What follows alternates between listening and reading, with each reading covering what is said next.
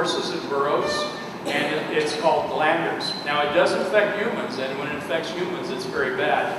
This disease was circumglobal 150 years ago. Every place where there were horses in the world, or donkeys in the world, there was this disease. And in the last 150 years, it's been eradicated from almost everywhere but Central Asia. There might be a little bit in South America and in the Middle East, but it's a very rare disease today. And when you look at the genomes that are present, suddenly, well, first off, there aren't very many SNPs in the core genome. And secondly, the consistency index is extremely small. So this is one of these high successful clonal pathogens that emerge from a recombinational milieu in forest world.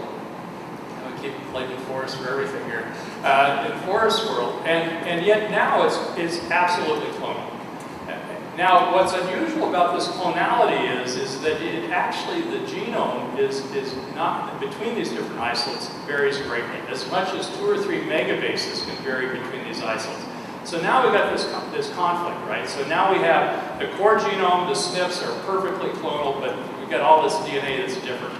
Well, it turns out by rooting this tree, you can actually look at the directionality of those differences. And when we do that, what we've been able to document, in fact, is that this genome is decaying. So these differences are due to gene losses. Large segments of the genome are just popping out and going away through a process that we call genome decay.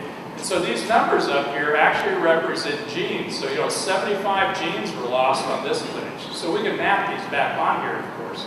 And in this lineage, this one's over 2,000 genes were lost there. All of these are Burkholderia malii and cause glanders. And so what's happening is, what we think is happening here is that we have this organism that used to be living in the environment as pseudomalii. And then as it did a host shift and niche change.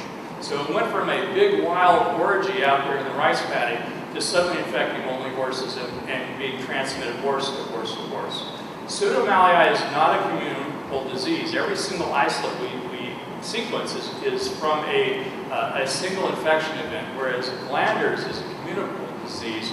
And so once it infects one horse, it infects another horse. There's no environmental component.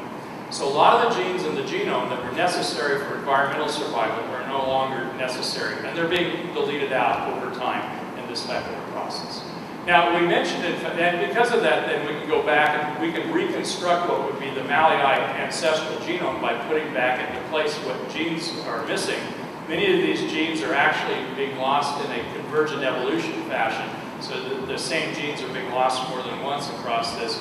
And of course, these days with synthetic biology, it would be quite possible to create, in silico, we've created Jurassic Park.